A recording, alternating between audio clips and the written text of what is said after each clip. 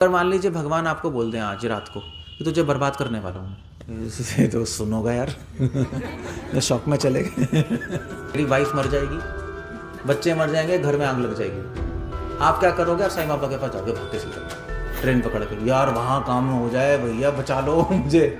मगर जो प्रेमी है, प्रेमी छोड़ नहीं पाएगा। आप समझ लोगे कि भगवान अगर मेरे साथ ऐसा कर रहे हैं, इसके पीछे कुछ ना कुछ प्यार है, कुछ ना कुछ प्लान है। आप कहोगे भगवान ठीक है, मैं तैयार हूं।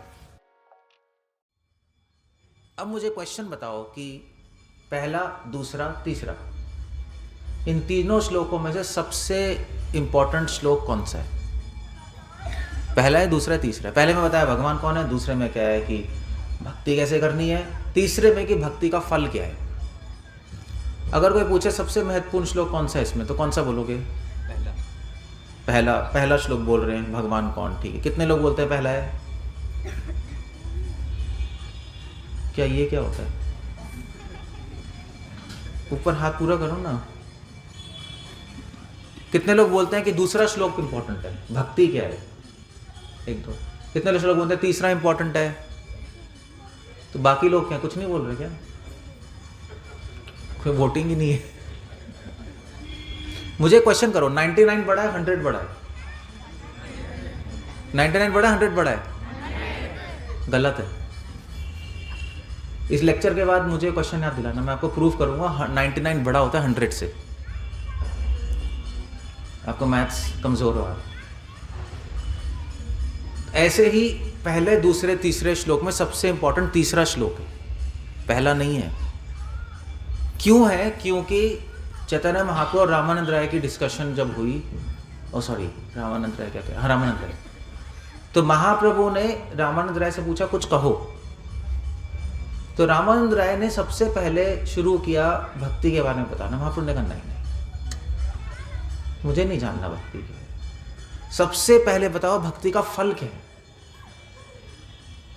क्योंकि जब तक आपको फल नहीं पता होगा तब तक भक्ति करने का मन भी नहीं करेगा, है नहीं भैया? पहले आप ये थोड़ी ना सोचते हो बिजनेस कौन सा करना है या कहाँ करना है, क्या करना है। पहले आप सोचते हो कि भाई मैं वो बिजनेस करूंगा जिसमें सबसे ज़्यादा प्रॉफिट है।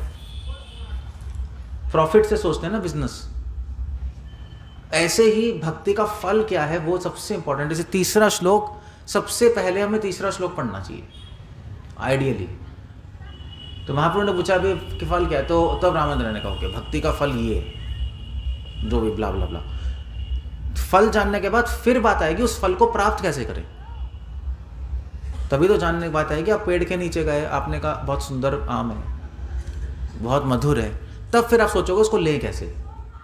पेड़ पे चढ़ के ले या डंडे से तोड़ के ले या पत्थर मार के ले, फिर डिसाइड होता है नहीं होता है। इसलिए तीसरा श्लोक सबसे इंपॉर्टेंट है और सबसे पहले आपको यही जानना होगा, क्योंकि तीसरे श्लोक में फल की बात कर रहे हैं। भक्ति से हमें मिलेगा क्या? क्योंकि जब तक आपको ये नहीं पता भक्ति से क्या मिलेगा, तब तक इंसेंटिव, प्रेरणा भी नहीं मिलेगी भक्ति करने की। इसलिए हम लोग भक्ति में कभी कभी डाउन हो जाते हैं, कभी कभी ऐसी बोर हो जाते हैं, करने का मन नहीं करता। क्यों नहीं करता? क्योंकि हम भूल जाते हैं कि हमें क्या मिलने वाला है, या हमें याद भी रहता है कि क्या मिलेगा, मगर जो मिल रहा है उसकी मूल्यता हम समझ नहीं पाते, वो समझ नहीं आता कि उसकी मूल्यता क्या है। इसलिए हमें प्रेरणा मिलती, हम क्या करें। जैसे मान लीजिए अगर मैं आपसे कहूँ, अगर मैं किसी से भी कहूँ, मान आप ये रूप प्रभु ऐसा है, मैं आपको 1 करोड़ रुपए दूंगा, चाहिए? हाँ या ना? हाँ, देखो हंस रहे हैं, खुश हो गए 1 करोड़। अभी तो बोला ही है, सपने में है सब, अपने आप हंसी आ गई, कोई रोक ही नहीं सकता हंसी। 100%। आप कितनी रोक लो, आप नहीं रोक पाओगे। प्रूव कर सकता हूँ। किसी को भी बोलो, आपका नाम क्या है? भाई तो आपको 50 लाख तो ऐसे ही मिल जाएंगे। तो कौन है यहाँ पर? और कौन है? मैं तो दिखाई भी नहीं दे रहे। क्या कौन है यहाँ पे? कौन बैठे है? ठीक है, रायराम प्रभु कहाँ है? हाँ वो, चलो मैं आपको 100 करोड़ रुपए देता हूँ, आप बताओ कैसा लग रहा है आपको? हंस रहे हैं, बस रोक रहे हंसी। देखो आ गई हंसी, आ गई। देखो अब शर्मा भी गए। 100 करोड़ रुपए मिलने वाले। पैसा ऐसी चीज़ है कि रिफ्लेक्स होता है। प्रभुपाद लिख रहे हैं पैसे और औरत के साथ रह के आदमी अपने आप विह्वल हो जाएगा, सोच के ही दिमाग आउट हो जाएगा। तो आपको 100, अब आप कहोगे 100 करोड़ ठीक है, आप खुश हो, तो अब आप नेक्स्ट क्वेश्चन पूछोगे कि प्रभु जी वो 100 करोड़ मिलेंगे कैसे? आप देंगे तो फिर क्वेश्चन आएगा कैसे देंगे, क्या करेंगे, बैंक में डालेंगे, ब्लैक में देंगे, क्या होगा, बहुत सारे आंसर आएंगे। बट 100 करोड़ सुनते ही आपका माइंड आउट हो जाएगा, मुझे चाहिए। सो ऐसे ही, क्योंकि आपको पैसे की वैल्यू पता है, मनी वैल्यू है। अगर आप बच्चे को बोलो 100 करोड़ दूंगा, उसको कोई कुछ फर्क नहीं पड़ता, उसको वो कहेगा मुझे तो टॉफ़ी चाहिए, उसके माइंड में वैल्यू नहीं है। इसीलिए सबसे पहले हमें जानना है कि हमें भक्ति से क्या मिलेगा और उसकी मूल्यता क्या है, क्यों इंपॉर्टेंट है वो। तो ये दोनों चीज़ें श्लोक में बताई है कि भक्ति से मिलेगा क्या, फल क्या है, और वो फल कैसा है और क्यों हमारे लिए ज़रूरी है, तब हम वो फल खरीदेंगे। क्लियर हो गया? जो भी प्रोडक्ट बेचते हैं एडवर्टाइजमेंट में, वो यही करते हैं, पहले को प्रोडक्ट दिखाएंगे कि भी ये ऐसी चीज़ है, चाउ चाउ चीज़ है, चाउ चाउ चीज़ थाईलैंड से आई है, ऐड आया चाउ चाउ ले लो। तो आप कहोगे यार चाउ चाउ क्या है? हम बोलेंगे देखो एक स्पेशल फ्रूट है, तो आप बोलोगे इसको खाने से क्या होगा, इसको खाने से एनर्जी आएगी, आपको कैंसर खत्म हो जाएगा, तब सब खरीद लेंगे, देख लेना। ऐसे अभी बीच में वो नहीं हुआ था जब ये फैला था कोरोना के वक्त क्या बिक रहा था है? कीवी, नारंगी महंगी हो गई थी सब, है ना, गिलोय। और जब वो फैला था क्या कहते हैं, डेंगू, पपीते का तो मिल ही नहीं रहा था कहीं पत्ता, लोग बेच रहे थे बहुत महंगी, क्योंकि नीड थी। तो कोई भी प्रोडक्ट खरीदने से पहले उसकी नीड क्रिएट की जाती है, समझे? उस प्रोडक्ट की नीड कैसे कहेंगे? हाँ, उस प्रोडक्ट की ज़रूरत क्रिएट की जाती है समाज में, तब लोग खरीदते हैं। अगर उसकी ज़रूरत नहीं होगी तो आप अगर सड़क पे भी रख दोगे, कोई उठा कर नहीं ले जाएगा। तो ये तीसरे श्लोक में बताया है कि भक्ति का फल क्या है और उसकी ज़रूरत क्यों है, तब हम कहेंगे ओके अब भक्ति बताओ अब कैसे करना है, भक्ति से मिलेगा ना। सो दो चीज़ें हैं। सो क्या बोल रहे हैं सुखदेव गोस्वामी, निगम कल्पतरोर गलितम फलम। सो भक्ति से क्या मिलेगा, निगम कल्पतरोर गलितम। निगम मतलब क्या होता है? निगम किसको कहते हैं? निगम एक वेदों का नाम है, वेदों के कई नाम है। एक नाम है निगम, एक नाम है आगम, अगर एक नाम है वेदों का शब्द, जैसे शब्द प्रमाण कहते हैं, शब्द भी कहते हैं। सो वेदों के अलग अलग नाम है डिक्शनरी में। सो एक नाम है निगम। निगम क्यों कहते हैं वेदों को? क्योंकि निगम मतलब होता है जाना, टू गो। आगम मतलब आना, आगम। निगम मतलब जाना। यद्गत्वा न निवर्तन्ते, चले गए। तो निगम हमें ले जाता है, कहाँ ले जाता है? इस मन के परे, इस शरीर के परे, इस माया के परे, भगवान के पास। इसलिए वेदों को क्या बोलते हैं? निगम, या मोक्ष के रास्ते पे ले जाता है, इसलिए वेदों को बोलते हैं निगम। सो निगम कल्पतरोर। अब वेद क्या है? वेद कल्पतरु के समान है। कल्पतरु क्या होता है? ऐसा पेड़ जिससे हम सब अपनी इच्छाएं पूरी कर सकते हैं। ऐसा भी पेड़ होता है जिससे इच्छाएं पूरी हो जाएंगे। पेड़ के पास जाओगे, आप कहोगे हमें पिज़्ज़ा चाहिए, पिज़्ज़ा मिल जाएगा, बंदूक चाहिए, बंदूक मिल जाएगी। Wish fulfilling tree. तो वेद कल्पतरु के समान है। अब आप ये सुनोगे, ये अच्छी न्यूज़ है बुरी न्यूज़ है? क्या कहते हो, अच्छी न्यूज़ है बुरी न्यूज़ है? समझ आ रहा है माता जी इसको? आ रहा है? अच्छी न्यूज़ है बुरी न्यूज़ है? वेद कल्पतरु के समान है। वेद से कुछ भी मांगोगे, कुछ भी चाहोगे, मिल जाएगा। अच्छी न्यूज़ है बुरी न्यूज़ है? अच्छी है। अच्छी, कितने लोग कहते हैं अच्छी है? ठीक है। कितने लोग कहते हैं बुरी है? बुरी क्यों है भाई? क्योंकि वो संसार में। एक मिनट, क्यों?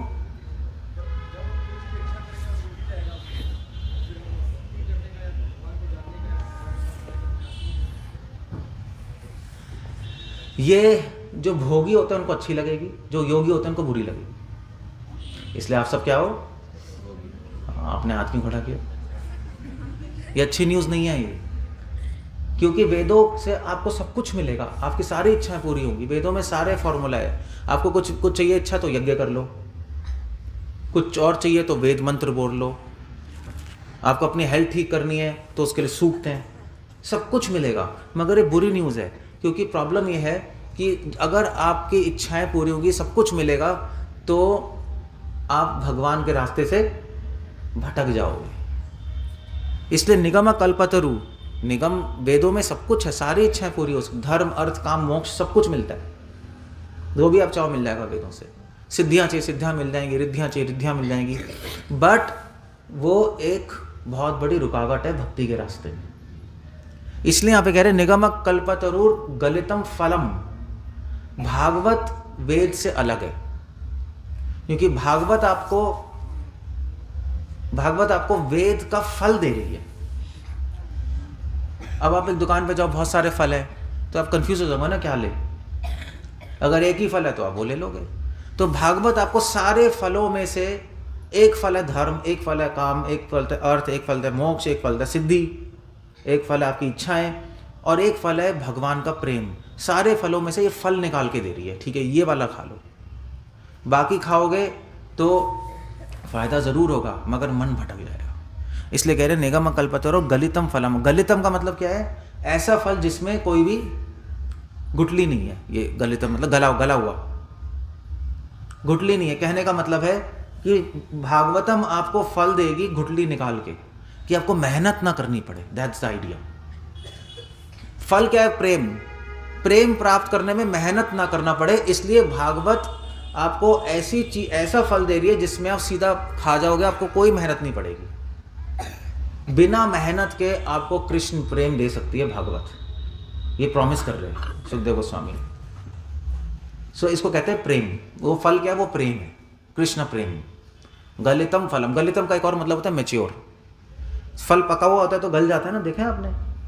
जैसे कच्चा होता है तो बहुत हार्ड रहता है, जब पका होगा तो फला जाएगा, गल जाएगा। तो गलितम का मतलब पका हुआ भी है। तो भागवत आपको क्या दे रही है? भागवत आपको कृष्ण प्रेम की सबसे मैच्योर, सबसे हाईएस्ट अवस्था दे रही है। कृष्ण प्रेम में भी लेवल्स है, उस कृष्ण प्रेम का सबसे टॉप मोस्ट लेवल आपको दे रही है भागवत। वो लेवल क्या है? प्रेम के बाद क्या होता है? प्रेम के बाद भी अवस्थाएं है, प्रेम, मान, स्नेह, प्रणय, भाव, महाभाव, अधिरूढ़ महाभाव। उस अवस्था की बात कर रही है भागवत, और ये प्रॉमिस कर रही है कि अगर आप मेरी बात मानोगे, भागवत का प्रोसेस फॉलो करोगे, तो आपको वो मिल जाएगा। इसलिए गलितम बोल रहे, मैच्योर फ्रूट। ये किसी ने नहीं दिया आज तक, ना किसी ने प्रॉमिस किया है। बाकी रिलीजन्स में मैक्सिमम इस्लाम, क्रिश्चियनिटी, उसमें तो प्रेम की कोई बात ही नहीं करता। उसमें तो बस एक ही बात होती है, अल्लाह के जो नियम है उसको पालन करो अपने जीवन में, अल्लाह की इबादत करो। क्रिश्चियनिटी में भी कहते हैं कि जो लॉज हैं भगवान के, फादर के, उसको फॉलो करो। प्रेम की बात तो होती नहीं। हमारे रिलीजन में प्रेम की बात होती है, मगर प्रेम की बात बहुत ही लोअर लेवल पे। श्री संप्रदाय, मध्व और भी वैष्णव है, वो भी प्रेम की बात करते हैं, मगर छुपा के करते हैं, ओपन नहीं है कहीं भी। महाप्रभु ने क्या किया? महाप्रभु ने प्रेम, महाप्रभु का सब्जेक्ट मैटर केवल प्रेम था, और कोई सब्जेक्ट मैटर ही नहीं रखा महाप्रभु ने। महाप्रभु ने कहा बाकी चीजें अब औरों से पूछ लो, मैं यहाँ पर केवल प्रेम के बारे में बताने आया हूँ। मोक्ष के बारे में पूछना है तो मध्वा संप्रदाय, श्री संप्रदाय, उनसे पूछ लो, वो पहले ही उसमें PhD कर चुके हैं। मैं प्रेम के बारे में बताऊंगा, प्रेम की वो अवस्था बताऊंगा जो तुमने कभी सुनी नहीं है, और वो दिखाऊंगा जो कभी देखी नहीं है। तभी तो महाप्रभु क्या बोलते हैं? नमो महावदनीय आए, क्योंकि हाईएस्ट चीज लोएस्ट आदमी को देने आए। वैसे अगर महाप्रभु प्रेम देते ब्रह्मा जी को तो नमो महावदनीय नहीं होते। सबसे ज्यादा कृपा के अवतार है। क्यों? क्योंकि प्रेम हाईएस्ट, लोएस्ट को हाईएस्ट दे रहे हैं। कृष्ण भगवान ने भी प्रेम दिया, मगर अपने शुद्ध भक्तों को, सबको नहीं दे पाए, ना उन्होंने दिया कोई। महाप्रभु ने, जो कि बिल्कुल योग्य नहीं है, हम जैसे लोग प्रेम के कहाँ योग्य हैं? हम जैसे लोग कोई योग्य नहीं है प्रेम के, बट फिर भी चैतन्य प्रभु ने उनको प्रेम दिया। और महाप्रभु ने कहा अगर तुम भागवत की शरण लोगे तो तुम्हें भी प्रेम मिल सकता है। इसलिए कह रहे निगम कल्पतरोर गलितम फलम। तो भागवत में पेड़ नहीं है, फल है सिर्फ, और वो भी फल चूज करके दिया, ये वाला फल खाओ, बाकी फल है ही नहीं। इस भागवत की दुकान में और कोई फल है ही नहीं, बस यही फल है, ये खाना है खाओ वरना मत खाओ, बस 1 and 0 है। आपको कुछ नहीं मिलेगा भागवत से। भागवत से अपनी इच्छाएं पूरी करना चाहोगे तो नहीं होगी, नहीं होती। भागवत से प्रेम चाहते हो तो वो मिल जाएगा आपको, इसलिए कह रहे हैं निगम अकल्पतरो गलितम फलम। अब क्वेश्चन ये है कि प्रेम, और उसके बाद क्या कह रहे हैं, सुखम मुखाद अमृत द्रव संयुतम। अब ये जो फल है, ये जो भागवत का फल है प्रेम, ये किसने बताया हमें? शुका मुखाद। शुका मुखाद क्या होता है? सुखदेव। शुका मुखाद, शुका का मतलब एक पैरेट भी होता है, तोता, और सुखदेव, शुका मुखाद मतलब सुखदेव गोस्वामी। शुका महामुनि कृते, दूसरे श्लोक में आ रहा है किम्बा परे ईश्वर, महामुनि कृते किम्बा परे ईश्वर। शुका मुखाद अमृत द्रवा संयुतम। ये फल जो है कृष्ण प्रेम, इसकी जरूरत क्यों है बता रहे। मैंने बताया फल तो बता दिया प्रेम, अब आपको ये भी बताना पड़ेगा ज़रूरत क्या है, इससे मिले, इस फल को खा के क्या होगा आपके साथ, ये भी तो पूछोगे आप। होगा क्या भाई फल को, कहीं उल्टी तो नहीं आ जाएगी, कि मर तो नहीं जाएंगे, या कड़वा तो नहीं है। तो वो कह रहे हैं ओके, अमृत द्रवा संयुतम, इसको खा के अमृत की प्राप्ति होगी। अमृत मतलब क्या होता है? अमृत क्या होता है कौन बताएगा? अमृत क्या है शब्द का मतलब? जिसके खाने से हम अमर, मतलब कभी ना मरे। कब मरोगे तो सही, सभी मरे, कहाँ कह रहे हो कभी नहीं मरे? अमृत का मतलब क्या है? सभी मरे ही हैं, मतलब मरे मतलब लीला विराम तो किया, सारे आचार्य भी छोड़ के गए हैं, मतलब ऐसा तो नहीं है। तो फिर क्या है? लाइफ की ड्यूरेशन। अब आप कृष्ण भक्ति इस्कॉन में आ गए तो 200 साल जियोगे, है ना? अमृत नहीं, अब अमृत तो पिला रहे हैं आपको, भागवत तो पढ़ रहे हो। मृत्यु को रोक दे, कहाँ रुकी है प्रभु, किसकी रुकी है? जन्म मृत्यु को रोक दे, ठीक है, एक मतलब, चलो ठीक है मान लिया। ऐसे अमृत का मतलब ये नहीं होता, एक जनरल मतलब है अमृत, मतलब जिसको पीने से जन्म मृत्यु दोबारा नहीं होती, ठीक है मान लिया। मगर अमृत का मतलब होता है अमर, अमर हो जाना। तो लोग कहते हैं मरेगा नहीं आदमी, मृत्यु तो होती है। इसलिए यहाँ पे अमृत का मतलब कुछ और है। यहाँ पे अमृत का मतलब नहीं है आप पी के मृत्यु नहीं होगी, यहाँ पे एक डीपर मतलब है अमृत का। अमृत शब्द जो होता है, स्पेशली भागवत में जो शब्द आ रहे हैं उनके मतलब कुछ और है, ये ध्यान रखना पड़ेगा।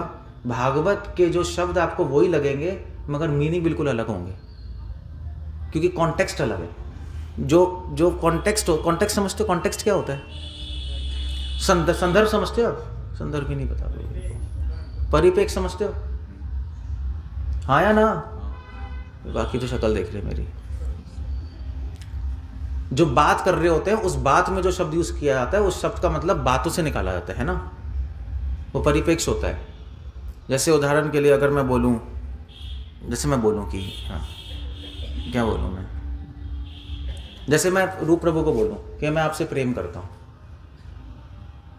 एक से इनको बोला मैंने, ठीक है, और मैं इन माता जी को बोलूंगा मैं आपसे प्रेम करती हूँ, फर्क है नहीं है? क्या फर्क है? सेंटेंस सेम है मगर फर्क क्या है? क्या फर्क है बताओ? हाँ नहीं, फर्क नहीं है। ये लड़कियां हंस रही हैं। फीलिंग्स का अंतर नहीं। अगर कोई थर्ड पार्टी सुनेगा गलत मतलब निकालेगा। इनसे कहूँगा प्रेम करता हूँ, वैसे तो इन, चलो छोड़ो वैसे आजकल तो इनसे भी कहना भी डेंजरस है, क्योंकि होमो बहुत घूम रहे हैं, तो वो आजकल तो LGBTQ+ है, बड़ा प्रॉब्लम है। बट जनरल इनसे बोलूँगा कोई प्रॉब्लम नहीं। अगर माता जी से बोलूँगा तो कोई गलत मतलब भैया कोई चक्कर चल रहा है, शब्द वही है। तो इनके कॉन्टेक्स्ट में प्रेम का मतलब अलग है, इनके परिप्रेक्ष्य में प्रेम का मतलब बिल्कुल अलग हो गया। अगर 3 बार इनको बोल दिया तो कहेंगे पक्का कुछ हो रहा है, हो जाएगा, ऐसे हो जाएगा। तो शब्द बात वही है मगर जिससे बोला जा रहा है उससे शब्द का मतलब बदल जाता है। इसको क्या बोलते हैं? इसको बोलते हैं परिप्रेक्ष्य में जो शब्द होता है उसके मतलब अलग होते हैं। इसलिए अमृत शब्द जब उपनिषद में आता है वेदों में जब शब्द आएगा अमृत तो उसका मतलब है कि जन्म मृत्यु से मुक्त हो जाओगे। जब भागवत में आता है तो उसका मतलब कुछ और निकालना पड़ेगा। सिर्फ ये भी है मगर यहाँ पे लिमिटेड नहीं है। भागवत का परिप्रेक्ष्य प्रेम है, प्रेम के परिप्रेक्ष्य में अमृत का मतलब कुछ और होना चाहिए, समझे? ये आपको डीपर मतलब है, डीप में जाना पड़ेगा तब जाके उसका मतलब आएगा। सो अमृत का मतलब क्या होता है? अमृत का मतलब होता है, मैं बता भी चुका हूँ, आपने पता नहीं मेरे लेक्चर सुनते हो नहीं सुनते हो, बट बता चुका हूँ। अमृत कैसे बनता है? रितम, रितम शब्द, रितम आ गया ना, अ प्लस म प्लस क्या हो गया? अमृतम, अ प्लस म प्लस रितम, अमृतम, ठीक है, समझ गए? ये बन गया। सो रितम क्या होता है? रितम जो होता है वेदों में मतलब होता है, रितम का मतलब होता है, जैसे हम बोलते हैं सत्य, कॉमन लैंग्वेज में सत्य शब्द यूज किया है, वेदों में उस सत्य को बोलते हैं रितम।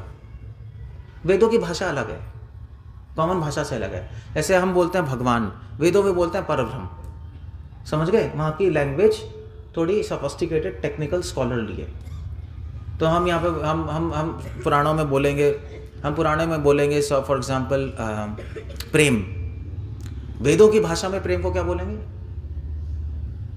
वेदों की भाषा में प्रेम को हम प्रेम, वहाँ पे प्रेम नहीं बोला जाता, वेदों की भाषा में उस प्रेम को बोला जाता है, ये चलो होमवर्क है, आप ढूंढ के बताना वेदों की भाषा में प्रेम को क्या बोलते हैं। वहाँ पे है मगर किसी और शब्द से, क्या? स्नेह। अरे स्नेह तो यार पुराणों से भी नीचे वाली किताबों में होगा, काव्य में होगा स्नेह, वेदों में नहीं है। वेदों में बहुत टेक्निकल लैंग्वेज है, वो आप थोड़ा होमवर्क करना तो आपको पता लगेगा वेदों में क्या बोलते हैं। सो अमृतम का मतलब क्या है भागवतम में? रितम, रितम होता है सत्य, सत्य, सत्य का भी आधार है रितम। रितम बहुत डीप चीज है। हम सत्य बोलते हैं, प्रश्न नहीं उठा सत्य क्यों बोल रहे हो, समझे? आपने बोला मैं सत्य बोलता हूं, वेदों ने प्रश्न उठाया सत्य क्यों बोल रहे हो? इसका उत्तर क्या है? सत्य क्यों बोल रहे हो? तब क्या कहोगे? सत्य क्यों बोल रहा हूं मैं? क्योंकि मुझे बहुत अच्छा लगता है सत्य बोलना, मैं झूठ नहीं बोल सकता, ये बोलोगे ना? तो सत्य बोलने में जो आपको अच्छा लग रहा है उसको बोलते हैं रितम। सत्य का आधार रितम है। आपके अंदर कुछ चीज है जो आपको झूठ बोलने के लिए रोक रही है और सच बोलने के लिए मजबूर कर रही है, उसको क्या बोलते हैं? रितम, रितम। और रितम वर्ड से इंग्लिश का वर्ड है रिदम। रिदम समझते हो? लय, लय, रिदम, रिदम नहीं होता, वो रितम से आया है। मतलब आपकी आत्मा की फ्रीक्वेंसी क्या है? तार हिलता है, टिंग टिंग टिंग टिंग, तो हिलाने से अलग अलग नहीं आते, सा रे, उतार के हिलाने से ही आएगा, ऊपर अलग है, टिंग टिंग टिंग, सा टिंग टिंग टिंग, नी, ऐसे ऐसे आ जाएगा। फिर और जाओगे, टिंग टिंग टिंग, सा सा, ऊपर चला जाएगा। तो ऐसे वो आवाज़ वही है मगर तार के हिलाने से आएगा। उसी प्रकार हमारी आत्मा जो है, आत्मा के अंदर अंदर ही अच्छाई होती है। कुछ आत्माओं में अच्छाई है, कुछ आत्माओं में बुराई है। हिरण्यकशिपु की आत्मा में क्या है? बुराई भरी पड़ी है, इसलिए हिरण्यकशिपु को झूठ बोलना अच्छा लगेगा। हिरण्यकशिपु के जैसे लोगों को झूठ बोलना अच्छा लगेगा, उनको मजा आएगा। जो प्रहलाद महाराज को सच बोलना अच्छा लगेगा, उसको रितम कहते हैं। उसके आत्मा की फ्रीक्वेंसी क्या चल रही है, सो रितम ये होता है। और डीपर कॉन्सेप्ट है ये, चाइनीज फिलॉसफी में भी ये आता है रितम, एक दूसरे तरीके से रा कहते हैं उसको ज़ेन फिलॉसफी में।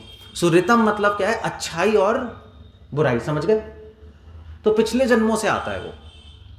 पिछले जन्म से कुछ लोगों में अच्छाई होती है, कुछ लोगों में बुराई होती है, कुछ लोगों में दोनों होता है, अच्छाई भी होती है और बुराई भी होती है।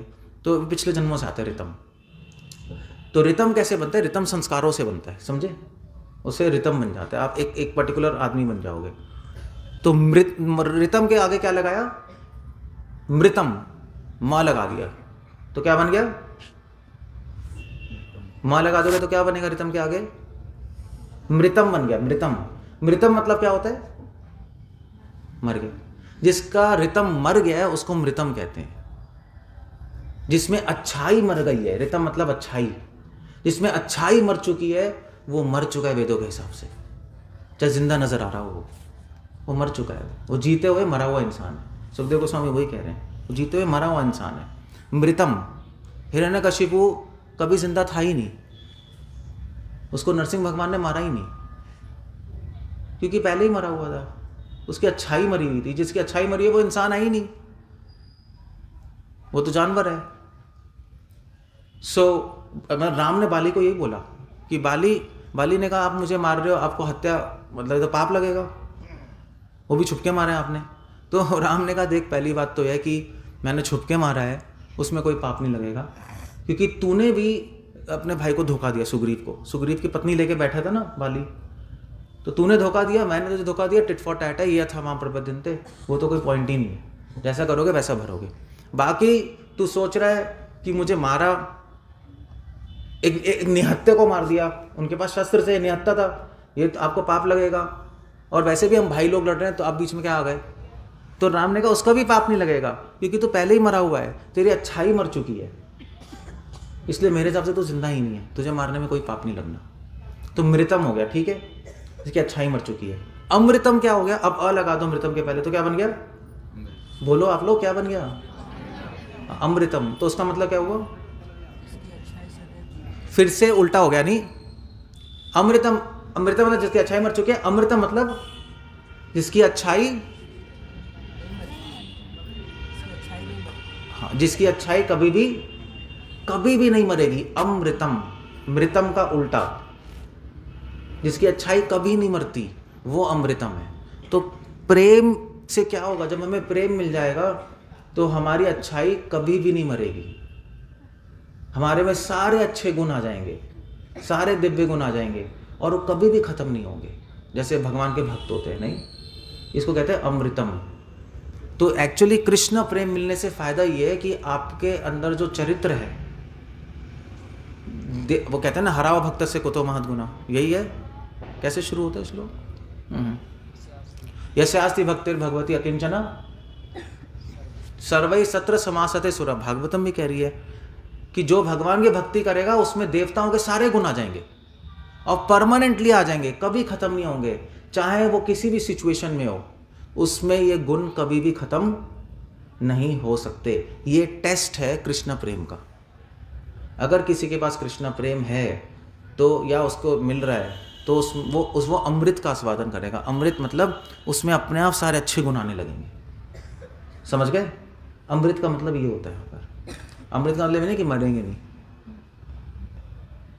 तो तब ना समाधि क्यों बनेगी, मतलब अगर लिटरली देखा जाए, वैसे तो भक्तों को मृत्यु नहीं आती।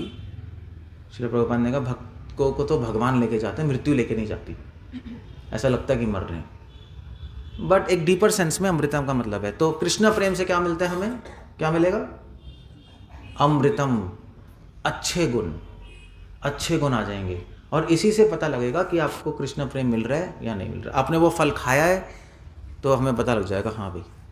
कैसे पता लगाएंगे, अच्छे गुण हैं इनमें, सत्य, दया, शौचम, तपा, अमानित्वम, आर्जवम, ये सारे अच्छे क्वालिटीज आने लगेंगी। मान अपमान से ऊपर उठ जाओगे आप, दुख सुख से ऊपर उठ जाओगे, हमेशा सर्वभूत हिते रहता, सबके कल्याण के बारे में सोचने लगोगे, संसार की छोटी छोटी बातों से विह्वल होना बंद हो जाएगा, क्रोध, द्वेष सब खत्म हो जाएगा, सब फिनिश, छिद्यन्ते सर्व संशय शीयन्ते च, सब क्षीण हो जाएगा, सब कुछ खत्म।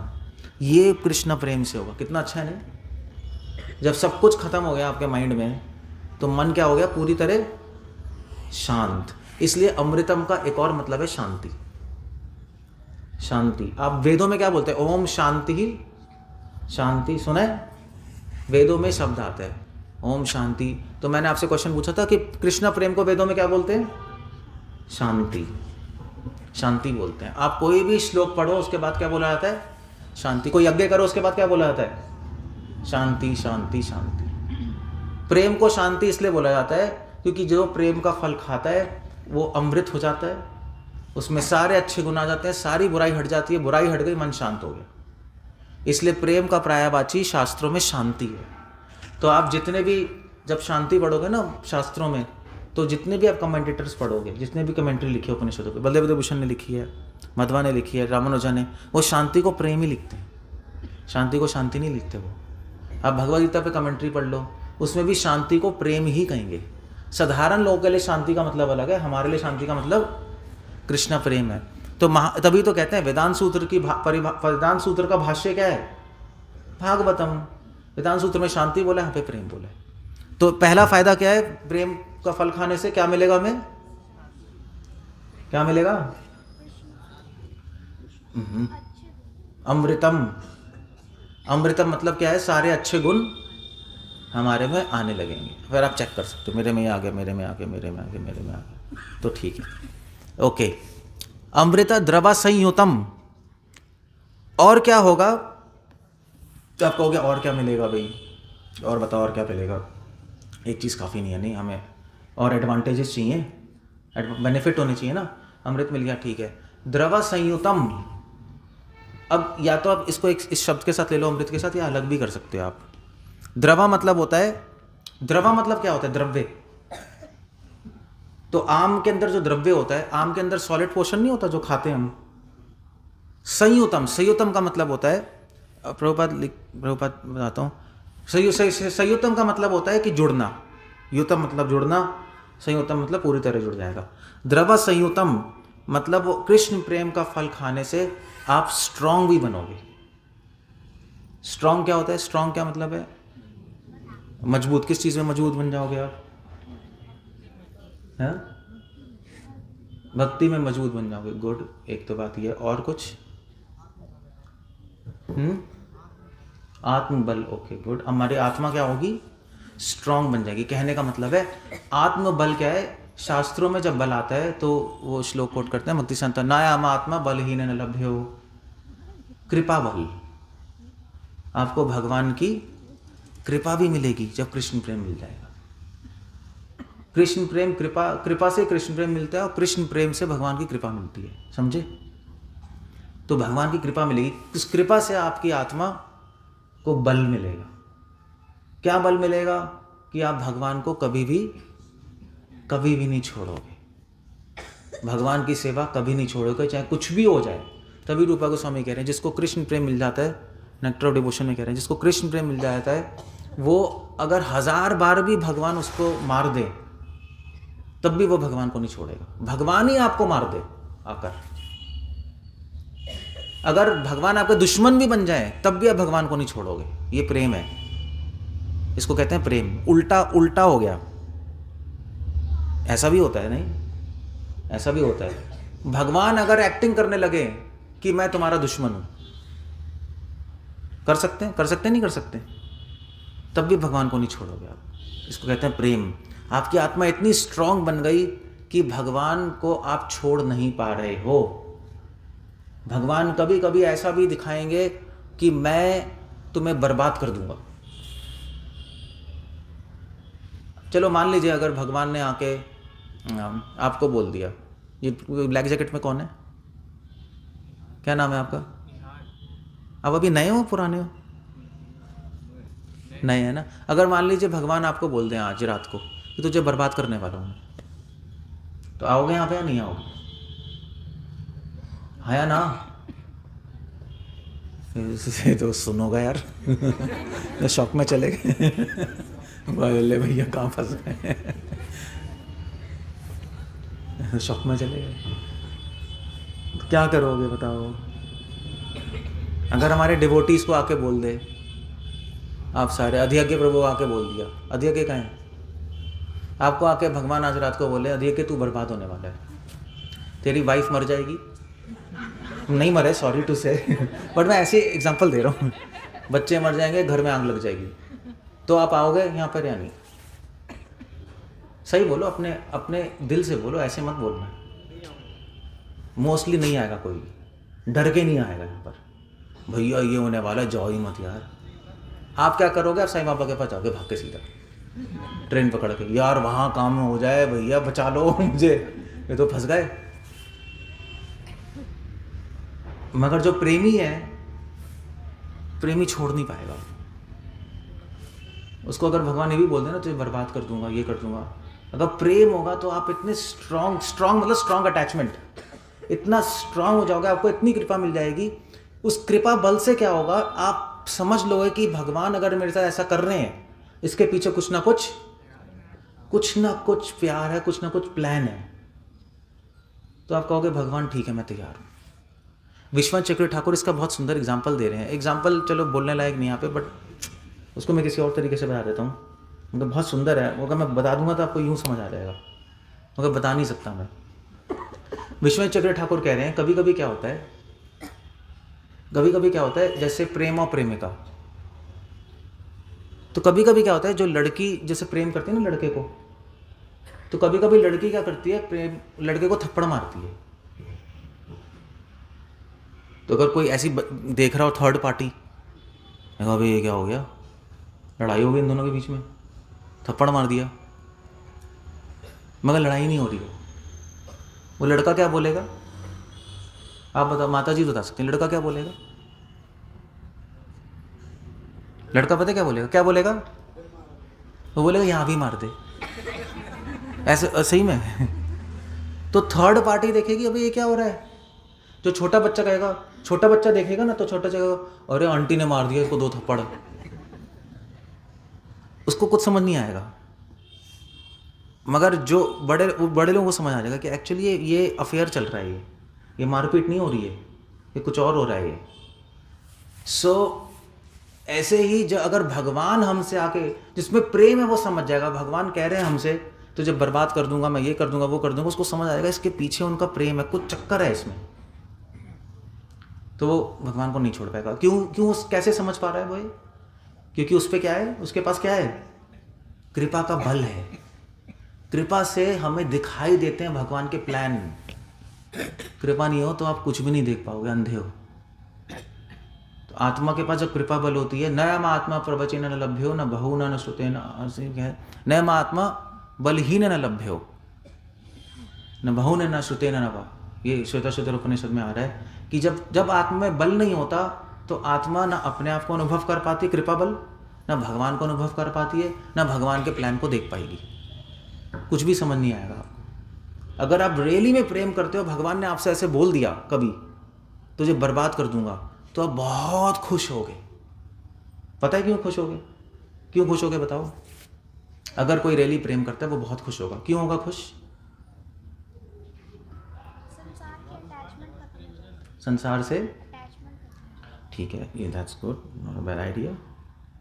ठीक है, वो बहुत खुश होगा कि भगवान मेरी सारी आसक्तियां पर्सनली तोड़ रहे हैं।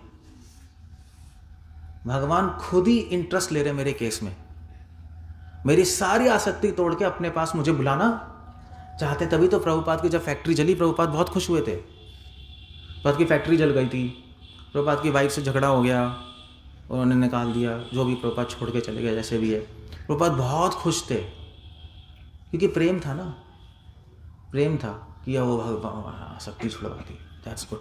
जब ये भी थे, क्या कहते हैं, कौन थे, एनीवे वो एग्जाम्पल छोड़ दो। एक संत थे बहुत बड़े, तो वो संत ऐसे ही अपना प्रचार करने जा रहे थे, तो उनका कोट खो गया। मतलब गरीब थे, एक कपड़े ही थे बस, जैसे भीख नहीं मांगते जैसे साधु लोग होते हैं, वैसे तो भीख मांगते थे, प्रचार करते थे रोड पे। उनका कोट खो गया। एक श्री संप्रदाय के अल्वार हैं, उनका कोट खो गया। उन्होंने कहा कोई नहीं, तूफान चलने लगा, आंधी आ गई, बारिश आ गई, तो उन्हें कहाँ जाऊँ, खेत में थे, खेत में कोई जगह भी नहीं है खड़े होने की। तो एक शर्ट थी, धोती थी, आगे गए तो शर्ट फंस गई पेड़ में, कांटों में, तो शर्ट फट गई, शर्ट उतार दी, और तेज आंधी हो गई और बारिश हो गई। उन्होंने कहा भाई क्या करें, जब और आगे गए तो धोती फंस गई किसी के अंदर, किसी जो वो होते हैं ना झाड़ियों में, धोती निकाली तो धोती फट गई, धोती भी उतर गई। तो सिर्फ वो एक कॉपिन समझते हैं, मतलब एक अंडरगारमेंट में, सिर्फ तो इतनी ठंड हो रही है और बारिश हो रही है, वो ठंड हो रही है, वो बैठे हैं, कहीं जा भी नहीं सकते। उन्होंने क्या करूं, कैसे करूं, क्या करूं। तो वो और आगे जा रहे थे तो कॉपिन भी खुल गया, मतलब इतना तेज तूफान चला कि कॉपिन उड़ गया। पूरे नेकेड, पूरे नंगे, और बारिश, तूफान, अंधेरा, आंधी के अंदर वो आ रहे हैं, क्या कहते हैं, जैसे कंकड़ नहीं होते उड़ के, तीले कंकड़, वो चुभ रहे हैं उनको। उन्होंने कहा क्या करूं मैं, कहीं शेल्टर भी नहीं है, कहीं छुपने की जगह भी नहीं है। तब उन्होंने सोचा, तब उनके दिमाग में ओहो, एक्चुअली नारायण जो है मुझसे मेरी सारी आसक्ति छीनना चाहते हैं। मेरे कपड़ों से आसक्ति थी, उन्होंने वो भी ले ली मुझसे, अब मेरे पास कुछ भी नहीं है। तो बस उन्होंने अपना हाथ उठा के भगवान की स्तुति करना शुरू की। महान भक्त थे, अड़वार थे, भगवान की स्तुति करना शुरू की। स्तुति करते रहे, करा और चलते रहे। तो गए तो वहाँ पे एक छोटी सी हट थी, झोपड़ी, उसके अंदर वहाँ पे बैठ गए। उसमें भी छेद वेद थे, आ रहे थे।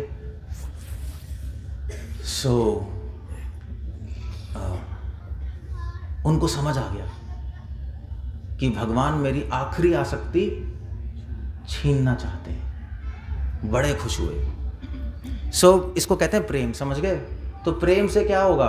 दो चीजें आपको मिलेंगी, एक अमृतम और दूसरा मतलब अमृतम द्रवा संयुक्तम। कहने का मतलब प्रेम से क्या मिलेगा आपको? सारे अच्छे गुण आप में आ जाएंगे, आपको हाँ या ना करना पड़ेगा। ये शक्ल मत देखो मेरी, मुझे समझ नहीं आता, आपको आंसर करना पड़ेगा। प्रेम से क्या मिलेगा? पहला, सारे अच्छे गुण आएंगे, और दूसरा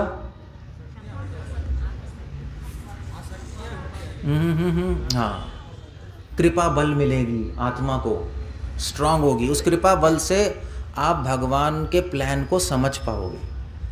समझे? वो बहुत ज़रूरी है भगवान के प्लान को देखना, वरना हम पागल हो जाएंगे। क्योंकि कृष्ण एक्चुअली क्या है पता है? कृष्ण की भक्ति करना मुश्किल है, राम की भक्ति करना आसान है, क्योंकि राम सीधे साधे हैं ना, मर्यादा पुरुषोत्तम है। कृष्णा टेढ़ा मेढ़ा काम करते हैं, टेढ़ा मेढ़ा खराब ही होते हैं, खड़े होते हैं ना, त्रिभंग, और टेढ़े मेढ़े काम भी करते हैं। इसलिए उनके प्लान को समझना बहुत मुश्किल है। मैं जिसमें कृपा वालों को समझ जाएगा, जैसे प्रभुपाद समझ गए जब सब कुछ छिन गया। जब जुहू में श्रीला प्रभुपाद थे, तो जुहू में क्या हुआ था कि ये मूवी निकली थी हरे कृष्णा हरे राम, दम मारो दम, सुना है ना? मूवी निकली थी, सारे डिवोटी घबरा गए, क्योंकि इंडिया में सब लोग कहने लगे कि हरे कृष्णा वाले ड्रग एडिक्ट हैं। न्यूज़पेपर में भी आ गया, तो प्रभुपाद को दिखाया। प्रभुपाद बहुत खुश है। प्रभुपाद ने कहा सही है, मैंने कहा बहुत अच्छा है। तो डिवोटी ने कहा अच्छा क्या, हमारी बेइज्जती हो रही है? प्रभुपाद ने कहा बेइज्जती हो रही है मगर फेमस हो रहे हैं। बेइज्जती होने में एक फायदा भी है। क्या फायदा है? आप फेमस हो जाओगे। तो प्रभुपाद देख रहे थे फेमस हो रहे हैं, डिवोटी देख रहे थे बेइज्जती हो रही है, और हुआ ऐसे ही। हरे कृष्णा मूवमेंट पूरे इंडिया में फैल गया। हाँ, बेइज्जती ज़रूर हुई कि ड्रग एडिक्ट हैं, ये हैं वो हैं। फिर एक बार फेमस हो जाओ, फिर लोग सब बड़ी चीज़ें भूल जाते हैं। आदमी फेमस हो जाता है, फिर इतिहास भूल जाते हैं। हाँ यार ठीक है, फिर ऐसे ही हुआ। तो प्रभुपाद प्लान समझ रहे थे उनका। इसलिए दो चीज़ें मिलती हैं भक्ति करने से, अमृता द्रवा संयुतम। क्लियर हो गया? तो हमें यही तो चाहिए, हमें कृष्ण प्रेम हमें मिल जाएगा। तो कृष्ण प्रेम का फ़ायदा क्या है? हमें अच्छे गुण मिलेंगे, भगवान की कृपा मिलेगी, यही चाहिए ना हमें। तब आप कहोगे अब मैं फल खा लूँगा। तब आपको बोलेंगे आप फल खाओगे? कहेंगे अब खाएंगे यार, अब हमें समझ आ गया इसका फ़ायदा है हमारे जीवन में, हम खा लेंगे। तब मन करेगा फल खाने का। तब आप कहोगे अरे हमें फल खाना है, अब बताओ खरीदें कहाँ से? खरीदे कैसे? भक्ति से। तब क्वेश्चन आएगा भक्ति का। समझ गए नहीं समझ गए? तो पहले दो लाइन में ये बता रहे हैं कि फल क्या है। पहली लाइन में बता रहे हैं फल क्या है, निगम कल्पतर और गलितम फलम। दूसरी लाइन में बता रहे हैं कि फल की ज़रूरत क्या है। क्लियर है? क्लियर हो गया? जैसे अगर आप लिपस्टिक, आपको लिपस्टिक का ऐड आए, लिपस्टिक है ये खरीदो, तो आपके दिमाग में क्या आएगा? माता जी के दिमाग में क्या आएगा कि इस लिपस्टिक को लगाने के फ़ायदे क्या हैं? तो फिर वो ऐड में कहेगी इस लिपस्टिक से होंठ खराब नहीं होते और बहुत सुंदर लगते हैं, और लिपस्टिक हटती भी नहीं, पानी में जाओगे तब भी नहीं हटेगी, हाथ लगाओगे तब भी नहीं हटेगी, और जितना रगड़ने की कोशिश करोगे और चमक जाएगी। अब हाँ ये लिपस्टिक लेंगे, हाँ ये सही है, ये फ़ायदा है ना उसमें। उल्टा फ़ायदा है, फ़ायदा है। वैसे असली में ऐसी लिपस्टिक होती है, बाय द वे, यूके में मिलती है और बहुत महंगी होती है। सो पानी से नहीं हटेगी और रगड़ोगे और चमक जाएगी, ऐसा होता है लिपस्टिक। सो जो हॉलीवुड वाले हैं वो लगाते हैं, आप तो खरीद भी नहीं सकते वो। या वैसे जैसे पहले वो नहीं आती थी, फेयर एंड लवली नहीं आती थी? फेयर एंड लवली का पहले नाम क्या था? हाँ फेयर एंड लवली था ना, अब नाम चेंज हो गया ना उसका, है? हाँ ग्लो एंड लवली। वो नाम चेंज पता है क्यों किया? नाम चेंज पता है क्यों किया? हाँ, काले लोगों ने केस कर दिया था, क्योंकि वो कह रही थी कि भैया आप इसको लगाने से गोरे हो जाओगे। तो काले लोगों ने कहा, अबे तुम हमें नीचे कर रहे हो, हम काले हैं तो क्या हुआ, दिल वाले। तो उन्होंने कहा ले भाई। अमेरिका में ब्लैक एंड वाइट का बहुत वो है, क्या कहते हैं, ब्लैक एंड वाइट रेसिज्म, तो उन्होंने नाम चेंज किया ग्लो एंड लवली। अब सारी औरतें खरीदती हैं वो, अब सबने भी खरीदा है, नहीं खरीदा है, गाँव वालियों ने भी खरीदा है, जो अनएजुकेटेड होगी वो भी खरीदेगी, को पढ़ना लिखना नहीं आता मगर उसको समझ आ जाएगा फेयर एंड लवली क्या होता है, पूरा इंग्लिश में फिर भी समझ जाएगी वो फेयर एंड लवली क्या है, वो खरीद के लाएगी। उसको बोलना नहीं आता तब भी अपने दुकान वाले जाएगी, भैया फेयर एंड लवली दे दो, ऐसे ऐसे जो अब झारखंडी भाषा में। वो जोक था ना कि आदमी ने फ़ोन किया कॉल सेंटर, तो कॉल सेंटर बोल के फ़ोन किया, तो उन्होंने बोला भी क्या क्या काम है, तो उसने बोला भैया एक प्रॉब्लम है। तो उसने कहा क्या प्रॉब्लम है, तो उसने कहा श्याम सिंह ख़राब हो गया। श्याम सिंह कौन है, तो वो पूछता रहा श्याम सिंह, श्याम हो गया, श्याम सिंह नहीं पता तुझे, पागल है तू। कॉल सेंटर वाले को लो, उसने बोला तू पागल है, श्याम सिंह कौन है, तेरा दोस्त है क्या, तू हॉस्पिटल ले जा, ख़राब हो गया। तो 1 घंटे तक बात होती रही, फिर उसने कहा तू बोल क्या रहा है श्याम सिंह, है क्या चीज़, तो कहते फ़ोन है। तो उसने सर पिटा, उसने कहा साले सैमसंग बोल रहा है, सैमसंग को वो श्याम सिंह बोल रहा है। तो ये जोक है, हमें सुनते थे। तो अब मुझे बताओ, हंसने की बात नहीं है, मुझे बताओ कि एक गांव वाली जो झारखंड में, इसको ना पढ़ना आता है, बकरियां चलाती है, बूढ़ी औरत, वो फेयर एंड लवली कैसे खरीदेगी, उसको कुछ भी समझ नहीं आता क्यों खरीद रही है वो। उसको एक बात समझ आ गई, ये लगाने से मैं गोरी हो जाऊंगी, ले आओ भैया, बचपन से सपना था गोरी हो जाऊं, हो जाएंगे तो ठीक है, तो फ़ायदा है ना उसका, तब खरीदोगे। तो हमें भक्ति में क्या चाहिए बताओ, आपको क्या चाहिए भक्ति में, भगवान की कृपा चाहिए ना, यही चाहिए ना। तो यही तो कह रहे हैं, आप ये फल खा लो, कृपा मिल जाएगी, पूर्ण कृपा मिलेगी। वैसे भी कृपा मिलेगी हमें, मगर आधी पौनी है अभी, हमें तो पूरी कृपा चाहिए ना। तभी संयुतम का मतलब प्रभुपाद लिख रहे हैं यहाँ पर, परफेक्ट इन ऑल रिस्पेक्ट्स, पूर्ण कृपा। तभी गोपियाँ कह रही हैं चैतन्य चरितमृता में, वो क्या है, यदि तुम्हार चरण दोए क्या करे मोर हृदय उदय, तबे तो तुम्हार पूर्ण कृपा मानी। तो गोपियाँ कह रही हैं कि अगर जब तक आप हमारे हृदय में अपने चरण प्रकट नहीं करेंगे, या अपने चरणों की शरण नहीं देंगे, या प्रेम नहीं देंगे, जब तक आप, एक ही बात है, तब तक हम ये नहीं मानेंगे आपने मुझ पे, हम पे कृपा की है। अभी तक जो आप कृपा करते आए हैं, हम समझते हैं कि आप हमें धोखा दे रही हैं, क्योंकि उस कृपा आपने दी मगर प्रेम नहीं दिया। तो आप कृपा देख के हमें आप क्या कर रहे हैं, आप फुसला रहे हैं, क्योंकि आप प्रेम नहीं देना चाहते। तो आपने छोटी मोटी कृपा देके हमें बस ऐसी, क्या उसको कृपा क्या कहते हैं, उसको कृपा देके, छोटी मोटी कृपा देके क्या कर दिया, एक वर्ड होता है हमारे वहाँ, हाँ, टरका दिया, टरका समझते हो, टरका दिया हमें। तो हमें इसमें इंटरेस्टेड नहीं है, हम इसमें इंटरेस्ट नहीं। आपने कृपा की, थोड़ा भक्ति में आगे बढ़ गए, कृपा से थोड़ा चांटिंग में मन लग गया, कृपा से थोड़ा माइंड कंट्रोल आ गया, हम नहीं संतुष्ट हैं। हमें तो प्रेम चाहिए, क्योंकि प्रेम से ही पूर्ण कृपा आएगी, उसके बिना नहीं आ सकती। तो वही बात है, तो कृपा मिलेगी और अच्छे गुण मिलेंगे, बस यही तो चाहिए हमें, और क्या चाहिए। हमें अच्छाई आ जाए और हमें भगवान की कृपा मिल जाए, तो प्रेम का फल खा के ही होगा, और कोई तरीका नहीं, कोई तरीका नहीं। आपको फ़ायदा मिल गया, तो अब आप कहोगे अब मन करेगा ना प्रेम का फल लेने का, अब करेगा नहीं करेगा, मतलब करना चाहिए, कि जो हमें चाहिए वो हमें मिल रहा है। हम सब रोग रोते ही तो यहाँ पे कृपा दे दो भगवान, हाँ प्रेम का फल खा लो, मिल जाएगा, प्रेम ले लो। ये दूसरी लाइन में नीड है, नीड क्या है प्रेम के फल की, वो बता रहे हैं। पिबत भागवतम रसम आलयम। अब क्वेश्चन ये उठा कि ठीक है, हमें समझ आ गया प्रेम हमारा फल है भक्ति का, हमें वो चाहिए, और प्रेम का फल क्यों चाहिए, उससे फ़ायदा ही होगा, यह समझ आ गया, प्रोडक्ट का फ़ायदा पता लग गया हमें।